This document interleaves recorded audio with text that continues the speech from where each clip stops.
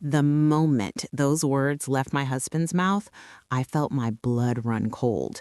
Not because I was jealous, not because I was insecure, but because I knew something about his ex that he didn't. Something that would destroy everything he thought he knew about the last 15 years of his life. And the worst part? I had been keeping this secret since before we even got married. But let me start from the beginning, because trust me, you're going to want to hear every single detail of how this Christmas dinner turned into the most explosive night of our lives. It was December 18th, exactly 1 week before Christmas, when my husband Marcus dropped the bomb that would unravel everything. I was in the kitchen putting the finishing touches on a batch of sugar cookies for our daughter Lily's school bake sale.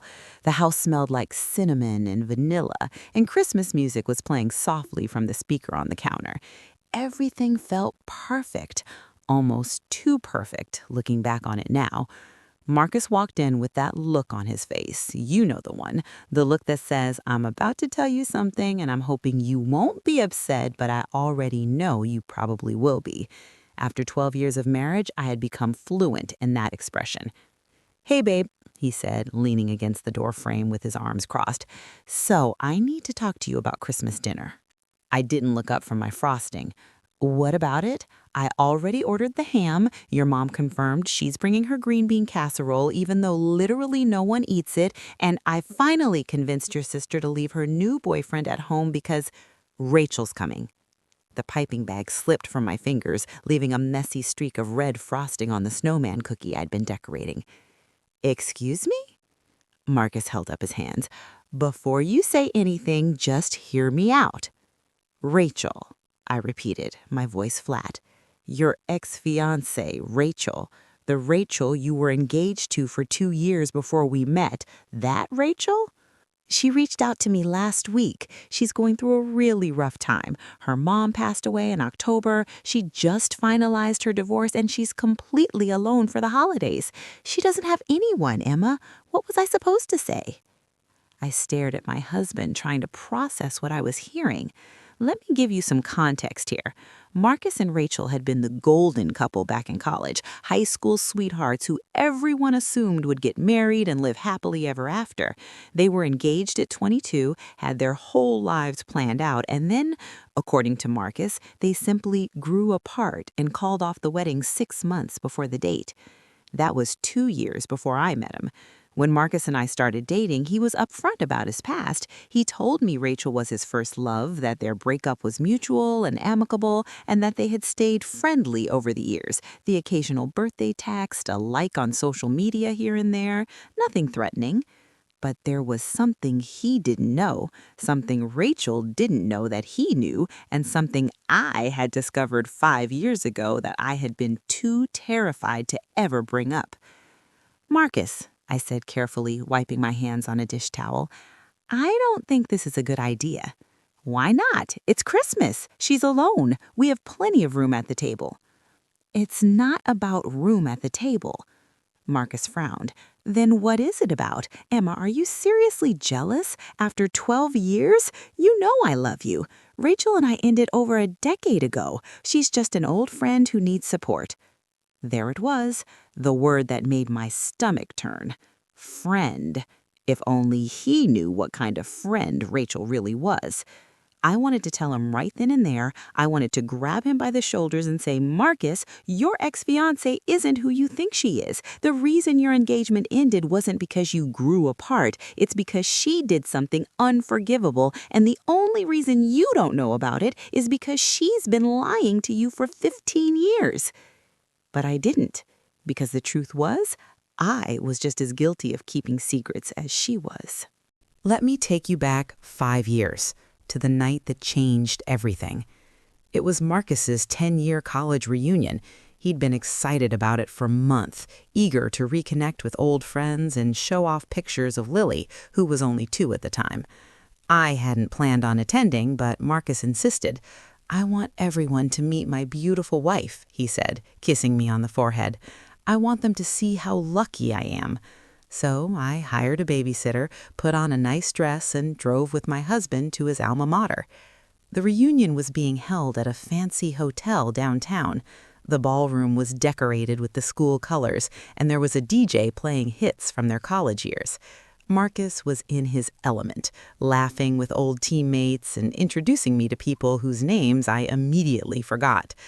About an hour into the event, I excused myself to use the restroom. That's when I saw her. Rachel was standing by the bar, looking like she'd stepped off the cover of a magazine. Perfect blonde hair, designer dress, the kind of effortless beauty that made other women feel instantly inadequate. We had never officially met, but I recognized her from photos. Marcus had shown me pictures from his college days, and Rachel was in almost all of them, hanging on his arm, kissing his cheek, smiling at him like he was the center of his universe. I should have just kept walking, should have minded my own business, should have gone to the bathroom and then returned to my husband like nothing happened. But something made me stop. Rachel was talking to a man I didn't recognize. They were standing close, too close, and something about their body language felt off, secretive, intense. Curiosity got the better of me. I ducked behind a nearby pillar, close enough to hear their conversation but hidden from view. "You need to stop calling me," Rachel was hissing. "I told you that part of my life is over." "Is it, though?" The man laughed bitterly. "Because last I checked, you're still cashing those checks." "That's different." "How is it different, Rachel? You've been taking money from him for years, money that isn't yours, money that he doesn't even know is missing." My heart started pounding. "Keep your voice down," Rachel snapped. "Someone might hear you." "Maybe someone should hear me. Maybe Marcus should hear me." I felt my breath catch.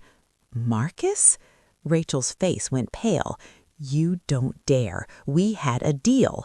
"The deal was that I keep my mouth shut about what you did and you keep paying me. But I'm getting tired of waiting for scraps, Rachel. Maybe it's time I go directly to the source." "The source is married now," Rachel said coldly. "He's moved on. He doesn't need to know." "Doesn't need to know what? That his college fund wasn't stolen by some random hacker? That it was actually his loving fiancée who drained $50,000 from his account and then convinced him to call off the wedding before he figured it out?" I clapped my hand over my mouth. $50,000? Marcus had told me about that money. It was an inheritance from his grandmother, money that was supposed to help him start a business after college. He'd woken up one morning to find his account empty, and despite months of investigation, the bank never figured out who stole it. It had devastated him. It was part of the reason he'd taken a corporate job instead of following his dream of opening a restaurant. He blamed himself for years, convinced he'd somehow been careless with his financial information. And all along, it was Rachel. "I'm not having this conversation here," Rachel said, grabbing the man's arm. "Meet me outside in 10 minutes. We'll discuss a new arrangement." They separated, each heading in different directions. I stood frozen behind that pillar, my mind racing. Rachel had stolen from my husband. She had manipulated him, lied to him, and then walked away from their engagement with his money in her pocket. And Marcus had spent years blaming himself for something that was never his fault. Every instant told me to find my husband and tell him immediately. He deserved the truth. He deserved justice. But then a horrible thought crept into my mind. If I told Marcus, he would confront Rachel. There would be lawyers involved, possibly a criminal investigation. It would consume his life, our life, for months, maybe years, and there was no guarantee he would ever get that money back. Worse, would he believe me? I was the woman who had replaced Rachel in his heart. Would he think I was making it up out of jealousy? Would it create a rift between us? I made a decision that night that I've questioned every single day since. I decided to stay silent. I told myself it was to protect Marcus, to protect our family, to keep the past in the past where it belonged. But the truth was, I was scared. Scared of what would happen, scared of how it would change things, scared that Marcus would look at me differently for knowing and not telling him. So I buried the secret. I smiled through the rest of the reunion, held my husband's hand, and pretended I hadn't just learned that his ex-fiancée was a thief. For 5 years, I kept that secret locked away. Until now. Until Rachel decided to invite herself to our Christmas dinner. In the week leading up to Christmas, I did something I'm not proud of. I started digging. The man at the reunion, the one Rachel had been paying off, his name was Derek Thompson. He had been Rachel's roommate's boyfriend back in college, and apparently he'd helped her pull off the whole scheme. He was the one who had access to hacking software, and Rachel was the one who had access to Marcus's passwords. Using some creative internet searching and a reverse phone lookup service, I managed to track Derek down. He was living in a small apartment about 2 hours from our house, working as a car mechanic, and, based on his social media complaints, perpetually broke. I called him. "Who is this?" he asked suspiciously. "My name isn't important," I said. "What's important is that I know about the $50,000, and I know Rachel's been paying you to keep quiet." There was a long pause. "I'm listening." "I want to make you a deal. Christmas Day, I need you to come to a dinner party and tell the truth about what happened 15 years ago. In exchange, I'll pay you $20,000, cash." Derek laughed. "20,000? Lady, I've been squeezing Rachel for years. Why would I blow up my cash cow for a one-time payment?" "Because," I said, "I happen to know that Rachel just finalized her divorce. Her ex-husband got almost everything. She's broke, Derek. The well is dry. So you can either keep trying to squeeze blood from a stone, or you can take my money and finally walk away from this mess for good." Another pause, longer this time. "You really hate this woman, don't you?" I thought about the question. Did I hate Rachel? Part of me did. She had stolen from my husband, lied to him, and now she had the audacity to worm her way back into his life by playing the victim. But more than hate, I felt something else, something that had been building for 5 years. Guilt. I should have told Marcus the truth the night I learned it. Every day I stayed silent, I became more complicit in Rachel's deception. I was just as much a liar as she was. This was my chance to make it right. "I don't hate her," I finally said, "but my husband deserves the truth, and I'm going to make sure he hears it." Derek agreed to my terms. We arranged for him to come to our house at exactly 6 p.m. on Christmas Day, right in the middle of dinner. After I hung up, I sat in my car for a long time, shaking. There was no going back now. In 6 days, everything would come out. The question was, would my marriage survive it? The morning of December 25th arrived with a fresh blanket of snow and a sense of impending doom that I couldn't shake. Lily woke us up at 6 in the morning, bouncing on our bed and screaming about Santa. Marcus laughed and scooped her into his arms, and for a moment, watching them together, I felt a wave of pure love wash over me. This man, this family, this life we'd built together. I was about to throw a grenade right in the middle of it. But Marcus deserved the truth, even if it destroyed us. We spent the morning opening presents, making breakfast, and getting the house ready for guests. Marcus was in an especially good mood, singing along to Christmas carols and stealing kisses from me under the mistletoe. "You seem tense," he said at one point, catching my hand. "Is everything okay?" "Just stressed about the dinner," I lied. "You know how your family is." He laughed. "Fair point. But hey, at least Rachel will be here as a buffer. She's great at small talk." I bit my tongue so hard I tasted blood. The guests started arriving around 4 p.m. Marcus's parents, his sister Jennifer, and a few close friends. Everyone was in high spirits, passing around eggnog and complimenting the decorations. Rachel arrived at 4:30. I opened the door to find her standing on our porch, holding a bottle of wine and looking like an absolute vision in a red cashmere dress. Her blonde hair was perfectly curled, her makeup was flawless, and her smile was so warm that for a second I almost doubted everything I knew about her. Almost. Emma, she exclaimed, pulling me into an unwanted hug. It's so wonderful to finally meet you. I've heard so much about you. Marcus just raves about how amazing you are. Does he? I said flatly. If Rachel noticed my cold tone, she didn't show it. She breezed past me into the house, immediately spotting Marcus and throwing her arms around him. Marcus! Oh my God, it's been way too long! I watched my husband's face as he hugged his ex-fiancée. There was no longing there, no spark of old feelings, just genuine warmth and friendship. It made what I was about to do even harder.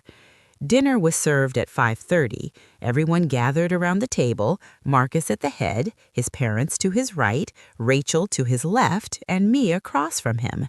The conversation flowed easily, punctuated by laughter and compliments about the food.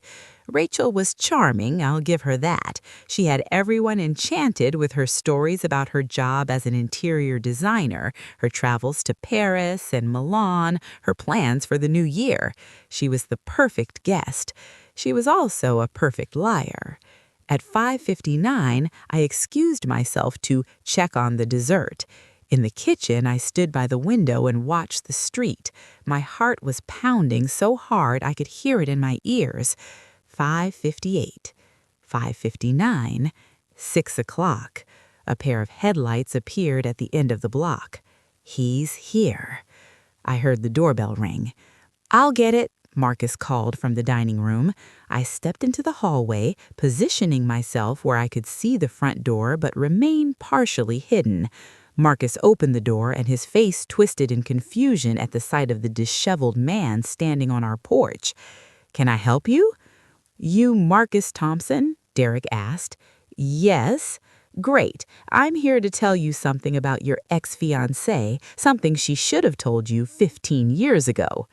The dining room went silent. Marcus turned to look at Rachel, whose face had gone completely white. What is he talking about? Rachel stood up so fast she nearly knocked over her wine glass. Marcus, you can't seriously believe $50,000, Derek interrupted. That's how much she stole from you, man. Your grandmother's inheritance, the money that was supposed to help you start your restaurant. Marcus's face went blank, the kind of blank that comes before a storm. What? Your college fund, Derek continued. It wasn't some random hacker. It was her. She stole your login information, drained your account, and then convinced you to call off the wedding before you figured it out.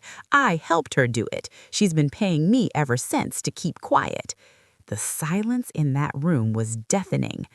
Marcus slowly turned to face Rachel, who... Is this true? Marcus, please, you have to understand. Is this true? I had never heard my husband yell like that. In 12 years of marriage, he had never once raised his voice at me. The sound of his rage made everyone in the room flinch. Tears started streaming down Rachel's face. I was young. I was stupid. I had student loans and credit card debt, and I didn't know what to do.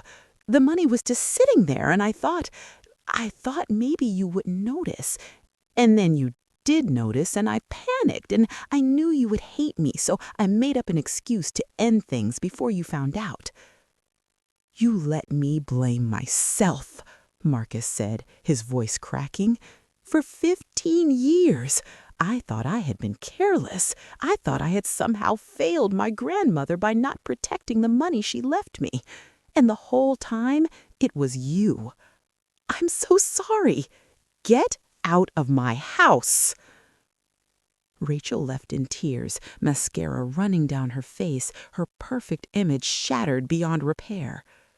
Derek accepted his payment and disappeared into the night, never to be heard from again.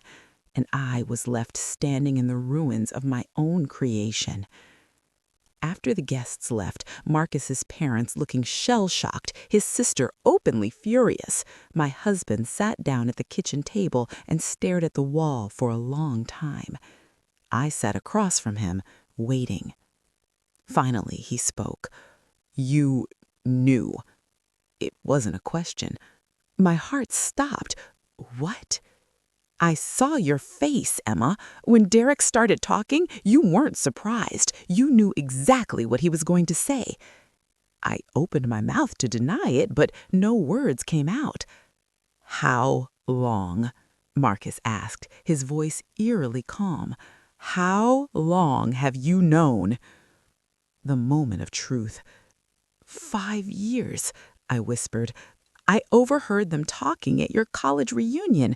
Rachel and Derek, they were arguing about the money, and I heard everything. Marcus's jaw tightened. And you never told me? I wanted to.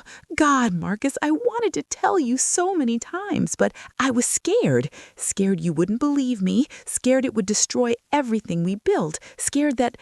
That what? He finally looked at me, and the pain in his eyes shattered my heart. That I would be upset? That I would want justice? Emma, you let me live a lie for 5 years. You let me think my money was stolen by some faceless criminal while you sat on the truth. I know, and I'm so sorry. Sorry isn't enough. He pushed back from the table. I need to be alone right now. I can't even look at you. He walked out of the kitchen, and I heard the front door open and close.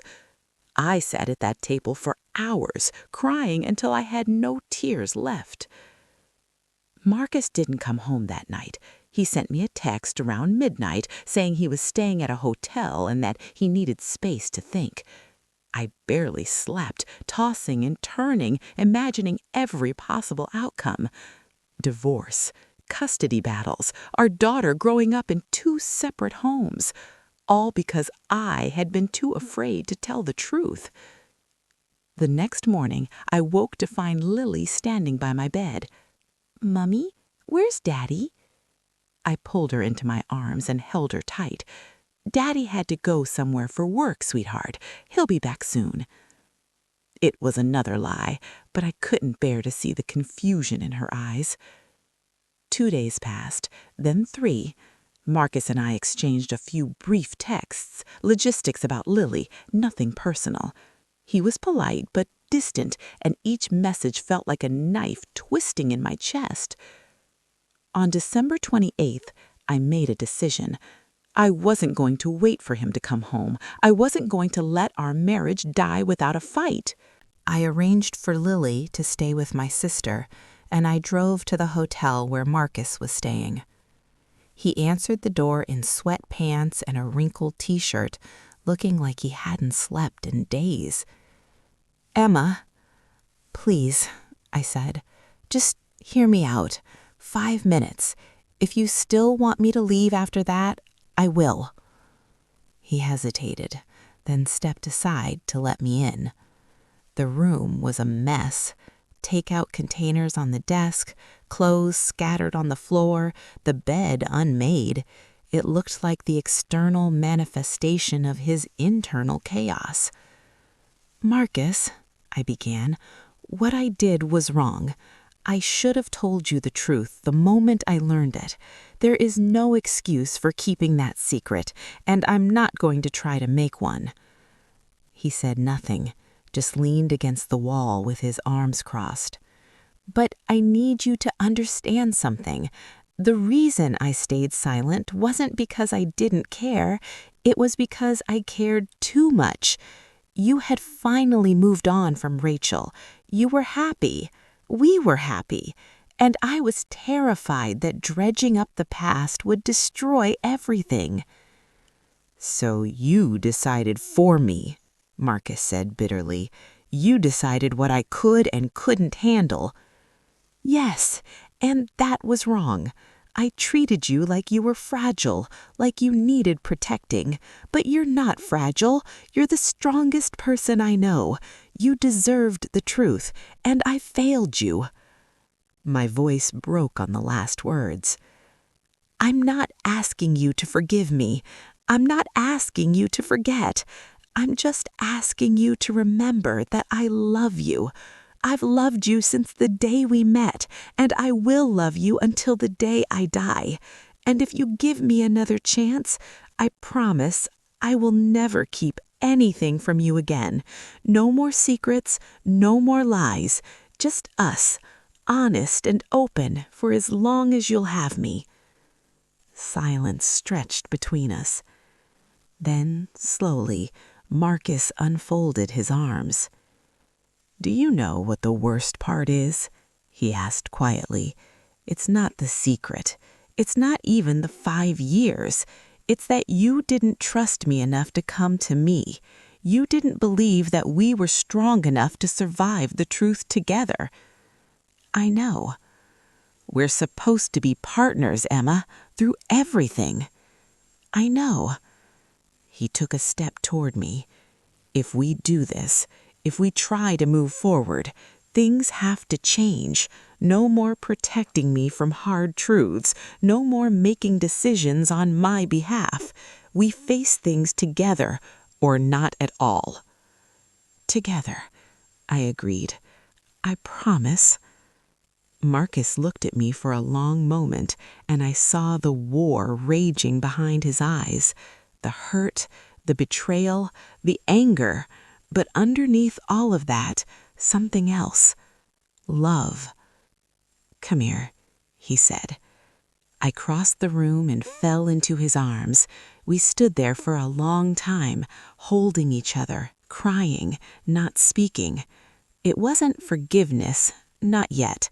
Forgiveness would take time, maybe months, maybe years, but it was a beginning. 6 months later, life had slowly returned to normal, or at least a new version of normal.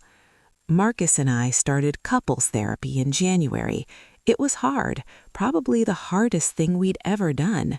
We talked about everything: Rachel, the money, my secret, his feelings of betrayal. Some sessions left us drained and barely speaking. Others brought us closer than we'd ever been.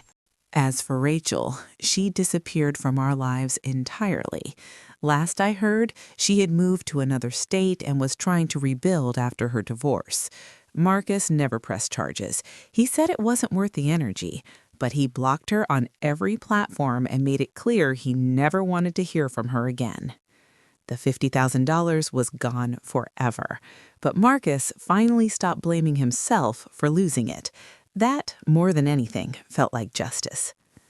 On our 12th wedding anniversary, Marcus surprised me with a reservation at the most expensive restaurant in the city. Over candlelight and champagne, he took my hands across the table. "I've been thinking," he said, "about everything that happened, about us." My heart clenched.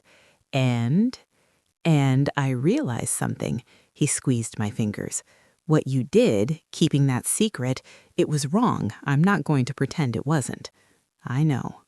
But," he paused, choosing his words carefully, "when everything came out, you didn't run. You didn't make excuses. You stood there and took responsibility, and you fought for us.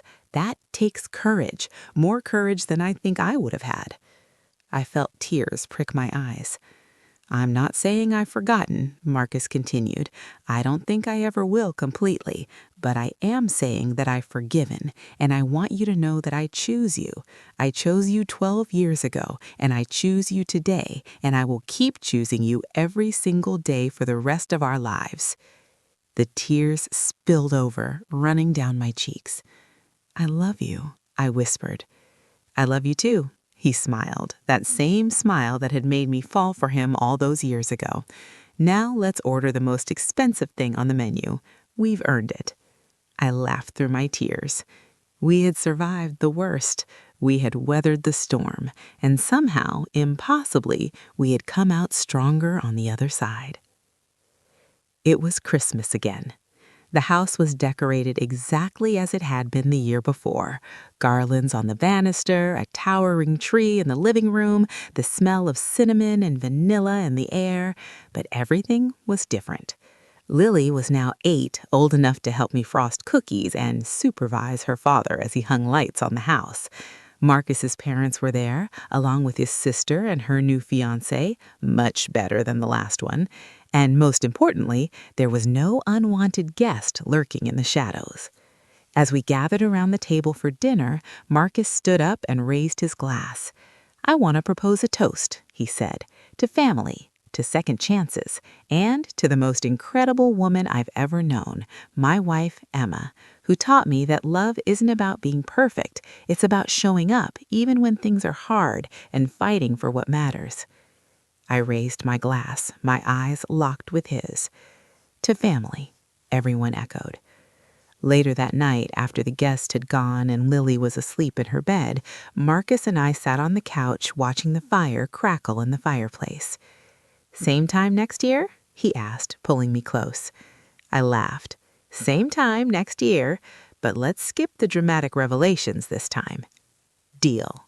He kissed the top of my head, and I closed my eyes, letting the warmth of the moment wash over me. Last Christmas, I thought my marriage was over. I thought the secrets I had kept would destroy everything I loved. But here's the thing about rock bottom. It's the only place where you can truly start to rebuild. And we had rebuilt, brick by brick, conversation by conversation, tear by tear. We were standing, and this time we were stronger than ever.